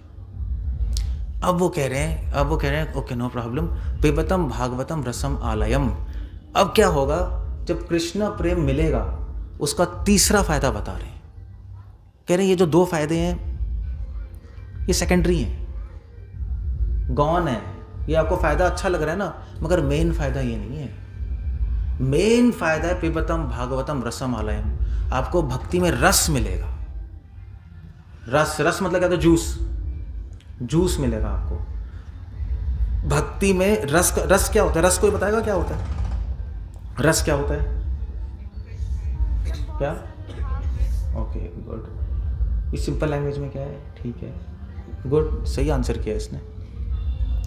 रस क्या होता है कि भगवान के लिए भावनाएं आ जाएंगी आपके हृदय में, और वो भावनाएं जब साथ में मिलती हैं तो उसको रस बोलते हैं। बहुत सारी भावनाएं भगवान के लिए जागृत हो जाएंगी हृदय में। कि कैसे भावनाएं, कैसी भावनाएं? कि भगवान मेरे हैं, ये भावना है ना कि कृष्णा मेरे हैं। या कैसी भावना? कि मैं भगवान के लिए मरना चाहता हूँ या मरनी चाहती हूँ, मैं अपना जीवन भी भगवान को दान करना चाहता हूँ, एक भावना है नहीं? या ये भावना कि भगवान मुझे अपने चरणों में स्वीकार करें, इस अपराधी को। ये सब भावनाएं हैं नहीं? ये बहुत करोड़ों भावनाएं आएंगी। स्पेसिफिकली ये भावना कि भगवान मेरे हैं और मैं उनका हूँ, ये जाग जाएगी भावना। और जब ये सारी भावनाएं इकट्ठी मिलेंगी, उसको बोलते हैं रस। समझे? उसको रस बोलते हैं। जैसे फॉर एग्जाम्पल, एक माँ अपने बच्चे को देखती है तो उसके हृदय में भावनाएं आती नहीं आती हैं? आती हैं। क्या आती हैं बताओ? आप लोग फीमेल्स हो, क्या आती हैं? मान लीजिए अपने बच्चे को देखो तो आपके मन में क्या आएगा? मन में नहीं, हृदय में क्या आता है बताओ? बताओ भाई आप लोग तो। चलो वो नहीं, मैं माता जी इसलिए पूछ रहा हूँ कि पिता के मन में तो कुछ नहीं आता, कमी आता है, थोड़े कर्कश होते हैं मेल्स। माँ के उसमें क्या आता है? हाँ क्या आता है? ममता आती है ना, कि बच्चा मेरा है, मेरा चुन्नू है, मेरा मुन्नू है, मेरा चांद है, मेरा सूरज है, यही आता है, ऐसे ही आता है। और फिर और क्या आएगा? अपने बच्चे को देखोगे तो आएगा, तो आपको ये लगेगा कि इसकी रक्षा करने वाली मैं ही हूँ, है ना? मेरे बिना ये जी नहीं सकता। होता है नहीं होता है? ये छोटा बच्चा मेरे बिना नहीं जी सकता, पता नहीं क्या खाएगा, क्या करेगा, ये भी एक भावना आती है। और क्या भावना आती है बच्चे को देखकर? मेरा बच्चा सबसे सुंदर है नहीं? चाहे सुंदर ना हो, सबसे इंटेलिजेंट है, चाहे फेल हो रहा है। भावना तो यह है कि मेरा बच्चा सबसे इंटेलिजेंट है। हाँ 4 बार फेल हो गया मगर बहुत बुद्धिमान है प्रभु जी, ऐसे ही बोलते हैं लोग। है बुद्धिमान बहुत है, बस 4 बार फेल हो गया। ठीक है, दैट्स ओके। भावना तो यही है, अपने ऐसे ही लगेगा उसको। सो ये सारी भावनाएं हैं। तो ये जब सारी भावनाएं, मेरे बच्चे को कुछ हो ना जाए, या जैसे ही बच्चा पैदा होता है तो बच्चा पैदा होते ही माँ सोचती है इसके लिए अच्छी बहू लाऊंगी, ये भी आता है भावना। सीरियसली, मतलब मजाक नहीं कर रहा मैं, ऐसा होता है नहीं होता है? सो हर माँ सोचती है, आप लड़की के लिए सोचती हैं उसके लिए अच्छा हस्बैंड लाऊंगी, वो भी पैदा हुई है अभी से प्लानिंग शुरू हो जाती है, और मतलब हो जाती है, ऐसे ही होता है। सो ये सारी भावनाएं आती हैं, और ये भावनाएं जब मिक्स होती हैं, एक हृदय में आ रही है ना, जब मिक्स होती हैं तो रस आता है, तो हैप्पीनेस आती है। इसलिए जब बच्चे बड़े हो जाते हैं, जब उनकी बर्थडे आती है, तो मम्मी पापा क्या बोलते हैं? मम्मी पापा को कार्ड में लिख के भेजेंगे कि हैप्पी बर्थडे टू यू, और तुम्हारी वजह से हमें बहुत खुशियाँ, हमारे जीवन में खुशियाँ आई, यही बोलते हैं ना, है नहीं? कि तुम्हारे, ठीक है, हम बहुत खुशियाँ आई तुम्हारी वजह से, इसलिए हैप्पी बर्थडे होता है। हैप्पी बर्थडे क्यों मनाते हैं? क्योंकि पेरेंट्स के लिए वो खुशियों का दिन है, बच्चा है, तो भावनाएं मिलके उनको खुशी देती है, रस देती है। ऐसे ही भगवान के साथ होगा। देखो, ऐसे ही भगवान को देखोगे, आपके मन में ये सब आएंगी भावनाएं। अभी कुछ नहीं होता, अभी होता है कुछ होता है नहीं होता है। एक मूवी थी, कुछ होता है नहीं होता थी ना, वो सॉन्ग था, क्या था? फिल्म का नाम था ना, हाँ बचपन में सॉन्ग भी था, कुछ होता है। सॉन्ग, हम फिल्म का नाम भी था। सो अभी कुछ नहीं होता। भक्ति विनोद ठाकुर अपने सॉन्ग में लिख रहे हैं, मरुभूमि हृदय सम, मेरा हृदय रेगिस्तान की तरह, कुछ हो ही नहीं रहा। हम चैंटिंग कर रहे हैं, कुछ भी नहीं हो रहा, मन भागता जा रहा है। हम भगवान को देख रहे हैं, कुछ भी नहीं हो रहा, कुछ हो ही नहीं रहा। मतलब फ्रैंकली अगर सच बोले तो नहीं हो रहा। सच बोलना पड़ता है अपने आप से भक्ति करने के लिए। झूठ बोलोगे तो भक्ति नहीं कर पाओगे। अपने आप से सच बोलना पड़ता है, किसी को एनालाइज नहीं कर रहे हम, अपने आप को करते हैं। हम भी भगवान को देखते हैं, थोड़ा टाइम होता है फिर नहीं होता, कुछ होता ही नहीं। हाँ थोड़ा लगता है, हाँ कृष्णा आप हमारे स्वामी हैं, हम पे कृपा कीजिए, बस इतना ही होता है। एक माँ अपने बच्चे को देख रही है, वैसा नहीं हो रहा। या यमुनाचार्य कह रहे हैं एक प्रेमी प्रेमिका को देखता है, वैसा नहीं हो रहा, कुछ वो नहीं हो रहा। वो एक बॉयफ्रेंड गर्लफ्रेंड पूरे दिन पार्क में बैठ सकते हैं बिना बोले, हो सकता है नहीं हो सकता है या नहीं? ये कह रहे नहीं, ये देखो आपकी गर्लफ्रेंड नहीं थी क्या कभी? मूवीज तो देखते हो, पूरे दिन गर्लफ्रेंड बॉयफ्रेंड एक बेंच में बैठ सकते हैं बिना बात किए। वो कैसे हो रहा है? वो क्या हो रहा है? वो भावना एक्सचेंज हो रही है। नहीं, उसको अच्छा लग रहा है, उसको अच्छा लग रहा है, वो चाहे कुछ नहीं बोले अच्छा लगता है। इसलिए पहले ज़माने में ना रोम पता है रोम क्या होता है? यूरोप में रोम होती थी। तो रोम कंट्री में क्या करते थे, जो एक दूसरे से प्रेम करते थे उनको बांध देते थे साथ में।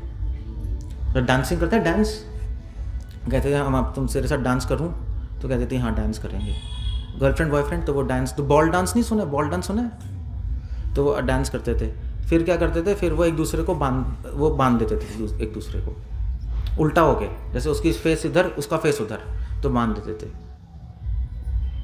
तो वो बंधे ही रहते थे बस, जैसे खोलो मत हमें, क्योंकि उनको बड़ा छूने में उनको अच्छा लग रहा है एक दूसरे को। तो वो क्या है, वो रस है, क्योंकि बिना बोले भावना एक्सचेंज हो रही है। समझ रहे, बोल नहीं रहे मगर भावना एक्सचेंज हो रही है। इसलिए श्रीमती राधा रानी को कृष्ण भगवान देखते हैं गोलोक में, कृष्णा राधा को देखते हैं, बोलते ही नहीं। वो गोलोक में बोलने की जरूरत नहीं है, बोलने की तो यहाँ जरूरत है। हजार प्रार्थनाएं, गोपीनाथ मेरी मम्मा निवेदन सुनो। भक्तियों ठाकुर ने हमें प्रार्थनाएं दी हैं, आप भजन गाओगे, हरे कृष्णा बोलोगे, गोलोक में हरे कृष्णा बोलने की ज़रूरत ही नहीं है, क्योंकि सब कुछ देखने से हो जाता है, भावनाएं अपने आप ट्रांसफ़र होती हैं। इसलिए भक्ति विनोद ठाकुर लिख रहे हैं अपने एक किताब में, लिख रहे हैं कि गोलोक, सॉन्ग में लिख रहे हैं कि गोलोक में भक्तों का देखना ही आरती है। वो अपनी आंखों से आरती करते हैं। जब वो भगवान को देखते हैं तो भगवान को लगता है मेरी आरती हो रही है। तो भक्तों का, समझ रहे हो मेरी बात, समझ रहे हो? गोलोक में भूलने की जरूरत नहीं है, ये वहाँ प्रेम है, वहाँ पर रस है, रस। तो ये तो तीसरा सबसे इंपॉर्टेंट पॉइंट है कि आपको रस मिलेगा। रस का मतलब है कि, रस का मतलब प्रैक्टिकल ये है कि आपके हृदय में भगवान के लिए भावनाएं आ जाएंगी, और भावना इंपॉर्टेंट है। इसलिए प्रभुपाद ने हमारे मूवमेंट का नाम क्या रखा है? कृष्णा भावना अमृत संग। श्रील प्रभुपाद ने नहीं रखा कृष्णा ज्ञान अमृत संग, कृष्णा चैंटिंग अमृत संग, भावना अमृत संग। ऑफ कोर्स अब भावना लाने के लिए आपको चैंटिंग करनी पड़ेगी, उसके बिना तो कुछ होगा ही नहीं। बट ये तीसरा फायदा है। सो हम सब चाहते हैं भगवान के लिए ऐसी भावनाएं हमारे हृदय में, तो भगवान से हम अटैच हो जाएंगे। भक्त तो चाहते ही हम, आपको मिल रहा है लोग, मगर उसके लिए आपको फल खाना पड़ेगा कृष्ण प्रेम का, तो भावनाएं आएंगी। प्रेम से पहले भी भाव आते हैं, अगर सीक्वेंस देखो, भाव प्रेम, मगर प्रेम के बाद जो भाव आते हैं वो अलग होते हैं, उस भाव से रस बनता है। प्रेम से पहले जो भाव आते हैं वो बहुत ही एक बेसिक लेवल पे होते हैं, सूर्य की पहली किरण के तरह। प्रेम के बाद जो भाव आते हैं उससे रस आता है। तभी प्रेम के बाद अनुभाव, सात्विक भाव, विभाव, व्यभिचारी भाव, ये टेक्निकल वर्ड है। आपको समझ आ गया मैं क्या कह रहा हूँ? तो तीसरा फायदा है प्रेम के फल, प्रेम लेने का। क्या फायदा है कि हमारे हृदय में क्या आएगा? रस आएगा। रस मतलब बहुत सारे भगवान को देख के भाव आएंगे।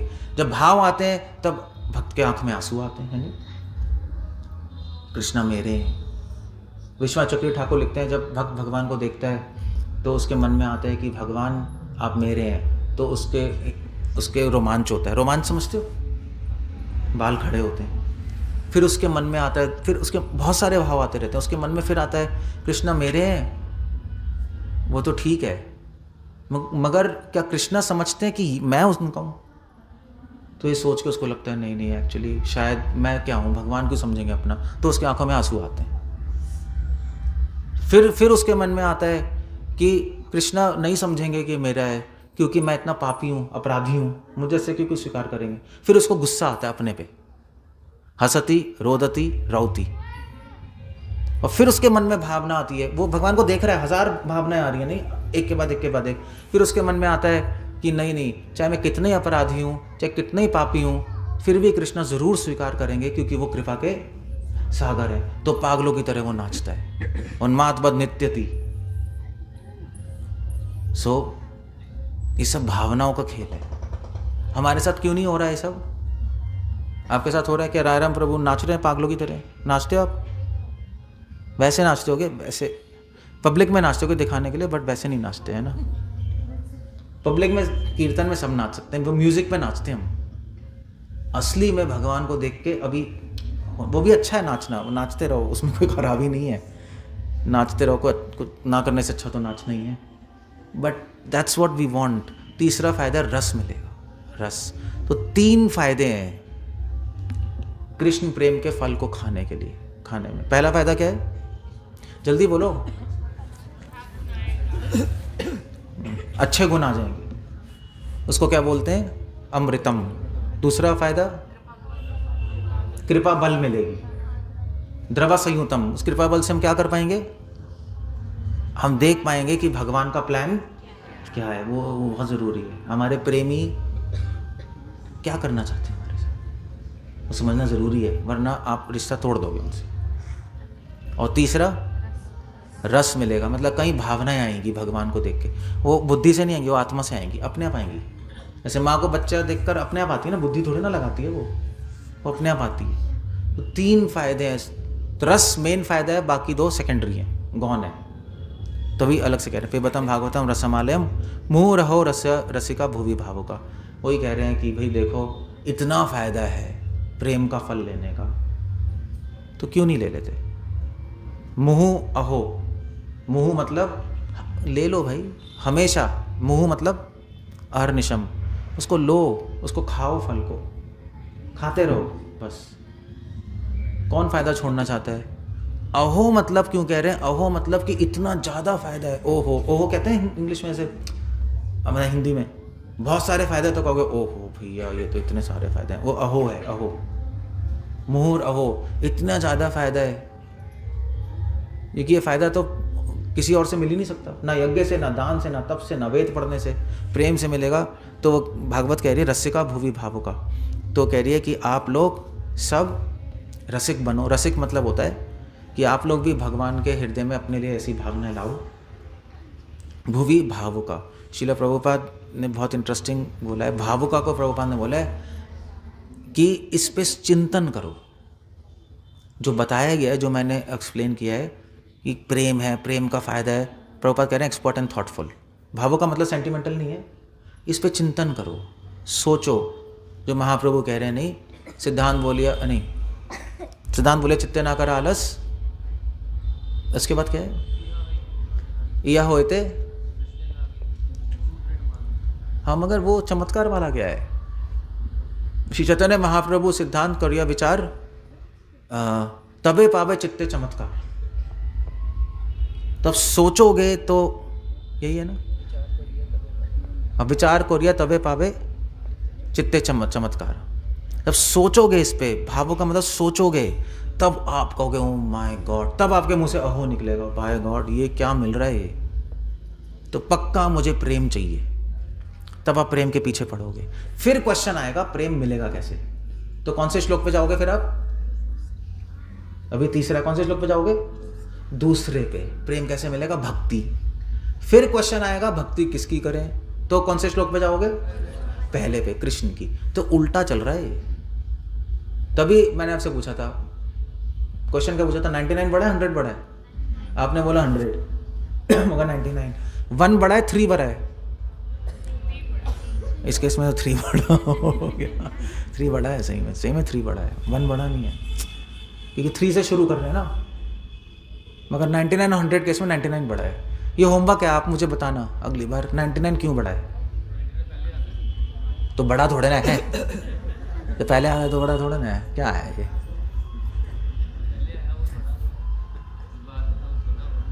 जरूरी नहीं है। हिरण्याक्ष और हिरण्यकशिपु में ऐसे ही हुआ था। पहले कौन आया था?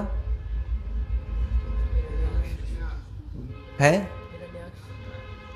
पहले हिरण्यक्ष आया था बाहर, फिर हिरण्यकशिपु आया था। आपने कहा था कुछ मैंने एक बार क्वेश्चन हाँ, पहले हिरण्याक्ष बाहर आया था, बाद में हिरण्यकशिपु। ऐसा लगता था हिरण्याक्ष बड़ा, मगर बड़ा हिरण्यकशिपु था, क्योंकि पहले कंसीव हिरण्यकशिपु हुआ था। कंसीव समझते हो? पहले बच्चा जो पेटे बना था वो हिरण्यकशिपु बना था, फिर हिरण्याक्ष बना था। तो बड़ा कौन हुआ? हिरण्यकशिपु। मगर बाहर पहले हिरण्याक्ष आया, बाद में हिरण्यकशिपु आया, तो बड़ा कौन हुआ? अब बताओ। तो भागवत कह रही है बड़ा हिरण्यकशिपु हुआ, क्योंकि जब बच्चा बनता है उससे देखते हैं हम, बाहर आने से नहीं देखते। सो ऐसे 99 बड़ा है, 100 बड़ा है। तो आपका लॉजिक गलत है। जो पहले आया वो बड़ा है, हिरण्याक्ष छोटा था। है क्या क्या कह रहे हो गोकुल? एनीवे जो भी है। So anyway that's the whole point. आप ये श्लोक जाके पढ़ना, समझना जो मैंने समझाया है। बहुत इंटरेस्टिंग वर्ड्स है, तभी इसको परिभाषा सूत्र कहते हैं। अगर कोई पूछे प्रेम क्या है तो कौन सा श्लोक बोलोगे? पहले स्कंद का बोलो भाई, क्या है, पागल हो क्या? पहले स्कंद का पहले अध्याय का, हाँ ये बोलना है। और ये श्लोक आप याद करो, ये श्लोक बोलो, फिर बताओ कृष्ण प्रेम क्या है, तो सुनने वाला फ्लैट हो जाएगा आपके सामने। हाँ भी दंडवत है आपको। फिर क्या पूछेगा आपसे प्रश्न? क्या पूछेगा? गुरु कौन है आपके? तो उससे गुरु का यश फैलेगा। आप बोलोगे प्रभुपाद, तब कहेंगे यस ये सही लोग हैं। बाकी मंदिरों में घूम रहे हैं, बस कुछ आता ही नहीं उनको, हम नहीं जाएंगे उन मंदिरों में, हम यहाँ आएंगे। तब आप सही प्रतिनिधि बनोगे।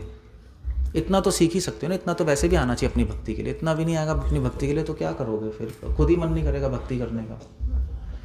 सो that's how it goes. Hare Krishna, Srila Prabhupada की जय। कुछ पूछना तो पूछ लो, अदरवाइज 2 मिनट ही लैंड अप।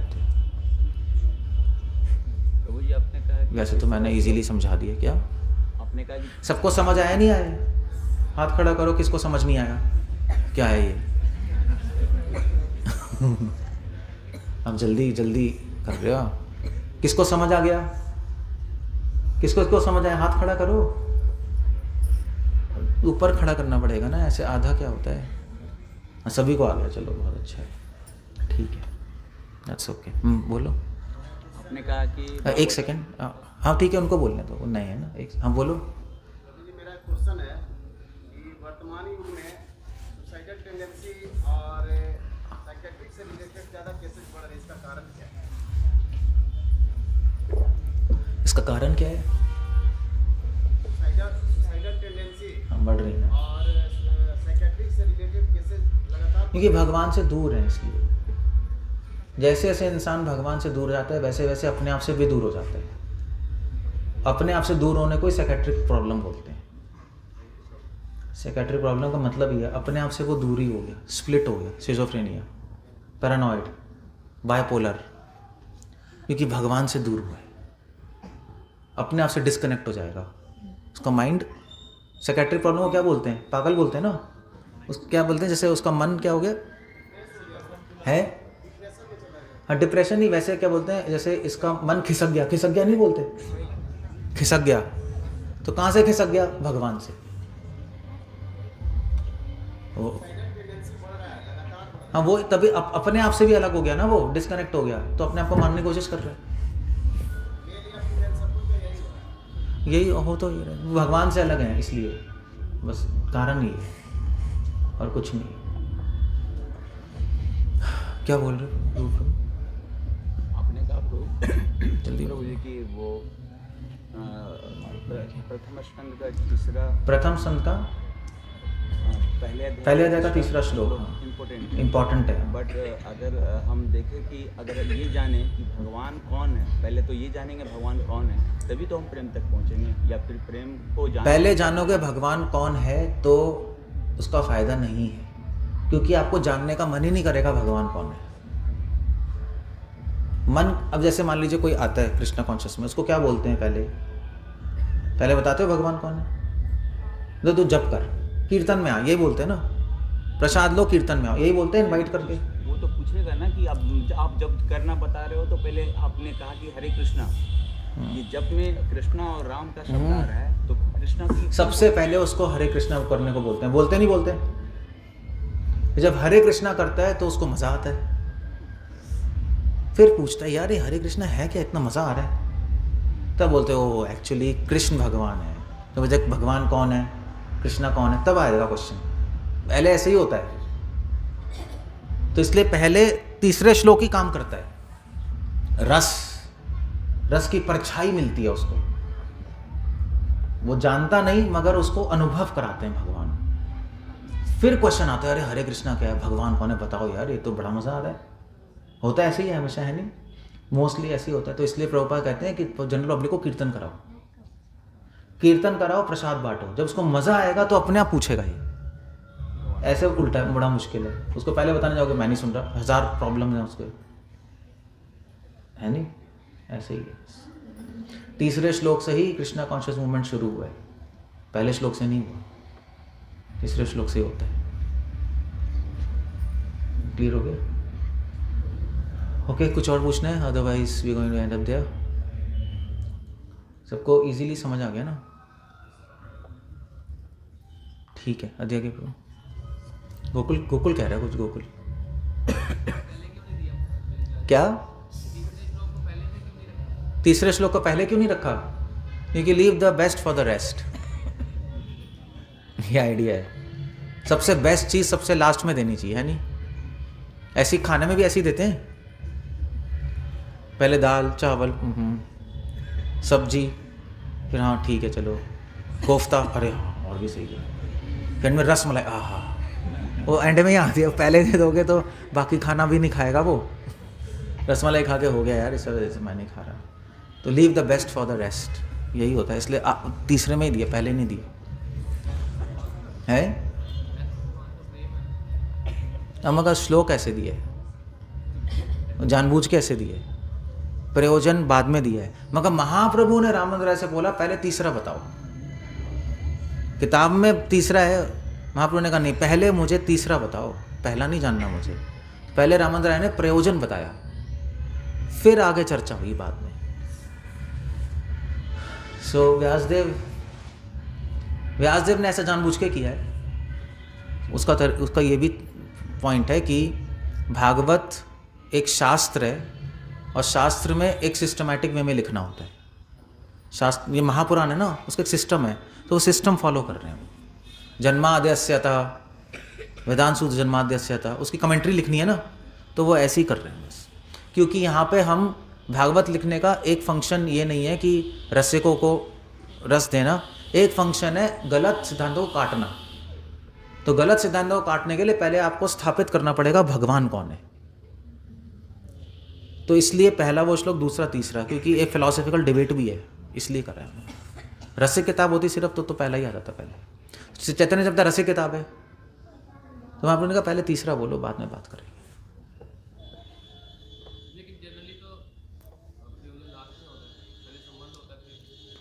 जब आप फिलॉसफी बात करो, जब रस की बात करो तो पहले लास्ट होता है नहीं? तो भागवत तात्विक बुक भी है, रसिक बुक भी है, तो दोनों को सोचते हैं उन्होंने पहला श्लोक पहले रख दिया व्यासदेव ने। वेदांत सूत्र में भी ऐसे ही किया।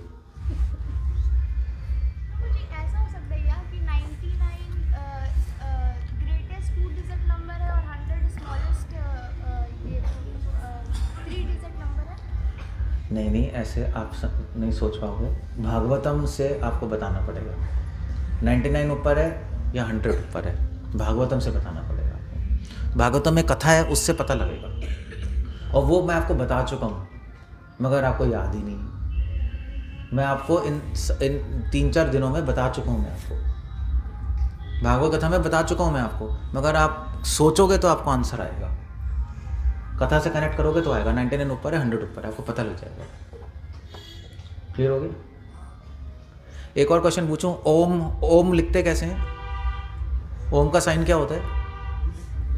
क्या लिखते हैं? ऊ, और ऐसे गलत है।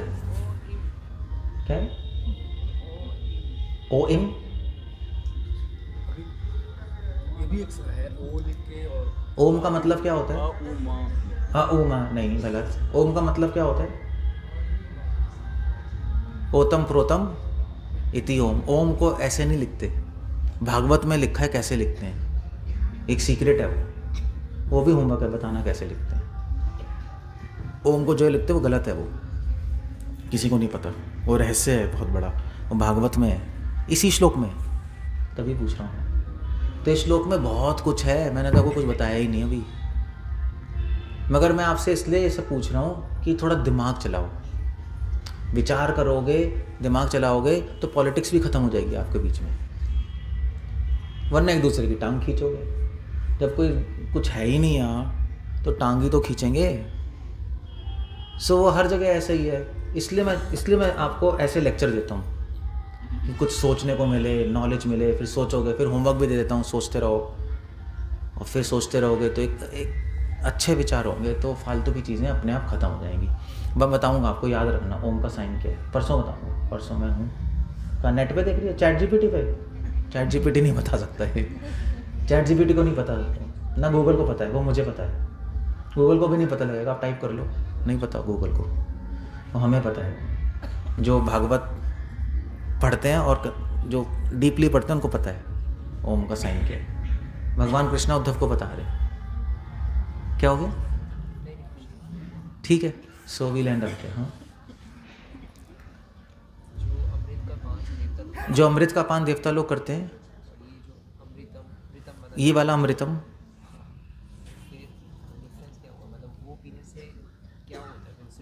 वैसे तो सुखदेव गोस्वामी ने ये तो बोला, जब देवी देवता आए थे तो उन्होंने कहा हमें भी भागवत सुना दो, हम आपको अमृत देंगे, सब अमर हो जाओगे। सुखदेव गोस्वामी ने भगा दिया, उन्होंने कहा भाग जाओ, ये अमृत के सामने तुम्हारा अमृत क्या है, ये हुआ था ना, तो इसका मतलब ये अमृत कुछ और है, वो वाला अमृत है ही नहीं।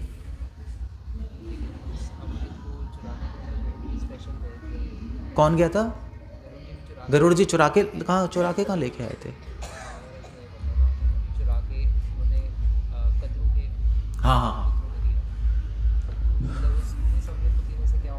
देवताओं के अमृत को पीने से दो चीज़ें होंगी, एक तो आप यंग हो जाओगे दोबारा, कायाकल्प, कायाकल्प समझते हो? अगर इन बूढ़ी अम्मा को मिला देंगे तो ये 16 साल की बन जाएंगी अचानक से। आप माता जी, आप हाय सोमरस पी के, क्या हो गया आपको? यंग हो गई। वो सही में उम्र ऐसा होता है, सोमरस पी के यंग हो जाओगे आप, यंग, कायाकल्प कहते हैं उसको, कायाकल्प। ऐसे च्यवनप्राश नहीं होता, वो भी इसलिए होता है, वो किसने बनाया था? च्यवन ऋषि ने बनाया था, वो बूढ़े हो गए थे, उन्होंने अपने को यंग कर लिया था, तो सोमरस पीने से यंग हो जाएंगे। सोमरस पीने से आपकी यंग हो गए तो लाइफ बढ़ गई अपने आप, बूढ़े ही नहीं हो रहे तो लाइफ बढ़ गई। जब तक आपको मारेगा नहीं आप मरोगे नहीं, इसलिए अमर कहते हैं, जब तक वो मारेगा नहीं मरोगे नहीं, या जब तक पुण्य खत्म नहीं होंगे तब तक आप ऐसे ही हो बस। और दूसरा एक प्रॉब्लम है मगर उसको पीने से, कि काम वासना बहुत बढ़ जाएगी, एक्सट्रीम काम वासना हो जाएगी आपकी। तभी वहां पे देवताओं के पास अप्सराएं रखनी पड़ती हैं उनको, कि कहीं तो भड़ास निकालेंगे ना, पागल हो जाएंगे वो सब, दिमाग खराब हो जाएगा उनका। तो अप्सराएं वहां फ्री में है सारे, हर देवता के पास 40-50 अप्सराएं होती हैं। जैसे ये नहीं बोलते कुरान में कि आपको 40 नूर मिलेंगे, क्या कितना 72 आपको याद है? हाँ, तो मतलब इसी में इंटरेस्ट लेते हो ना आप सब। हाँ चलो यार, इसलिए मुस्लिम ही बन जाओ, बेटर है यार, यहाँ तो कुछ नहीं मिलता। 72 नूर, हाँ सही बात है, मेरे लेक्चर में है मेरे। तो वहाँ पे ज़रूरी अप्सरा है, इसलिए वहाँ पे पाप नहीं है अप्सराओं के साथ घूमना, पाप नहीं माना जाता, क्योंकि वो सोमरस पीते हैं, नीड है। इंद्र के आपके पास भी अप्सराएं हैं, वो नीड है उनकी, तो इसलिए वो भोग भूमि है, वो पाप नहीं है। तो और सोमरस पी के तीसरा फायदा है, उनको सिद्धियाँ बनी रहती हैं, वो उनको चाहिए असुरों से लड़ने के लिए। असुरों के भाई सिद्धियाँ हैं, वो ऐसे कमज़ोर पड़ जाएंगे तो कैसे लड़ेंगे, डीमंस अटैक करते रहते हैं, तो उनको वो अपनी शक्तियाँ बनाने के लिए उनको अपना माइंड स्ट्रांग रखना पड़ता है। तो सोमरस कंपलसरी है वहाँ पीना। अप्सराएं पीती हैं, उनको यंग रहना है। नहीं, सोमरस अमृत ही है, हाँ, वो अमृत जो समुद्र मंथन से निकला था वो अलग था। सोमरस की फैक्ट्री चांद पे है। ये चांद पे धब्बे नहीं होते सारे, ये फैक्ट्री के धुएं हैं। मैं मजाक नहीं कर रहा, शास्त्रों में ऐसा लिखा है। धब्बे नहीं होते चांद पे, वो फैक्ट्री में जो सोमरस बनता है उसके धुआं होता है। फिर चांद से फिर अलग अलग स्पेस शिप्स में वो सोमरस अलग अलग जगह ट्रांसपोर्ट किया जाता है। प्रभुपाद लिख रहे हैं के नाम में ट्रांसपोर्ट किया जाता है वो। फिर स्पेसशिप में किसी चंद्रदेव लोग जाएगा, फिर सूर्य लोग जाएगा, इंद्र लोग जाएगा, वहाँ पे सब चला जाएगा। फिर उनके भरे रहते हैं और फिर उनको उसके पेमेंट भी करनी पड़ती है कुबेर को। कुबेर वो है ना, खजांची है ना, तो पैसे देने पड़ते हैं उसके सोमरस खरीदने के, तो वो देते हैं। फिर मैक्सिमम सोमरस माउंट मेरू पे जाता है। मेरू पर्वत नहीं है जहाँ पे देवी अब तक घूमने जाते हैं, टूरिस्ट प्लेस है ना, जैसे आपका बेतला है, तो उनका बेतला है वो, वहाँ शराब मिलती है, तो वहाँ सोमरस आप एंजॉय करने जाते हैं, सोमरस खरीदते हैं, पीते हैं, आराम से एंजॉय करते हैं। तो सोमरस में प्रॉब्लम है, काम वासना बढ़ जाएगी, तो एक अमृत है। भागवत का अमृत पीने से काम वासना खत्म हो जाएगी, ये डिफरेंस है। और जो समुद्र मंथन से जो अमृत निकला था वो अलग क्वालिटी का था, वो सोमरस नहीं था, वो अलग। अब उसमें मुझे रिसर्च करनी पड़ेगी एग्जैक्टली क्या था उसमें, वो अमृत कैसा था, मैंने रिसर्च नहीं की, मुझे फ्रैंकली, मगर सोमरस नहीं था ये पक्का है। सोमरस होता तो देवता लड़ाई क्यों करते, उनके पास तो पहले ही पड़ा हुआ है। वो अमृत अलग चीज़ थी, वो मुझे पता नहीं एग्जैक्टली कैसा था, बट वो अमृत बहुत पावरफुल था, तभी राहु केतु बन गए।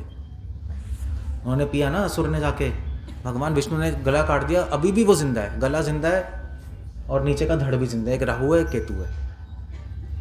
तो एक बहुत पावरफुल अमृत कुछ होगा कि जिससे भैया वो मर ही नहीं रहा काटने के बाद भी, वो कुछ अलग चीज़ थी कुछ। एक अमृत था जो शुक्राचार्य जी ने बनाया था, नहीं, जो ये असुर वसुर मर गए थे सब, जब आपका जलंधर का युद्ध हुआ था, आई थिंक जलंधर का युद्ध कौन सा हुआ था, भागवत में आता है ना, युद्ध हुआ था असुरों का, तो शुक्राचार्य उनको अमृत पिला पिला के जिंदा कर रहे थे बार बार। सो वो एक अमृत था, वो कहाँ से लाए थे मुझे नहीं पता। आई थिंक मुझे लगता है अलग अलग टाइप के अमृत होते हैं, जहाँ तक ऐसा सुनने को मिलता है। सोमरस एक टाइप का अमृत है जो फ्रीली अवेलेबल है, बाकी और अमृत होते हैं जो हाई क्वालिटी के होंगे, कुछ होता है। शराब होती है ठर्रा, ब्रांडी, विस्की, ऐसे अमृत में भी कैटेगरी होगा। सोमरस ठर्रा होगा उनका, ये जो समुद्र से निकला है वो ब्रांडी होगी, जो शुक्राचार्य के पास वो रेड वाइन होगी, कुछ होगा, जो किसी के जो गरुड़ जी लेके गए हैं वो आपका रेड लेबल होगा, कुछ अब उसमें भी कैटेगरी होंगी, डेफिनेटली होंगी, कुछ ना कुछ तो होगा। और रिसर्च का टॉपिक है, मैंने रिसर्च की नहीं इस पर, दैट्स हाउ इट गोस। ठीक है।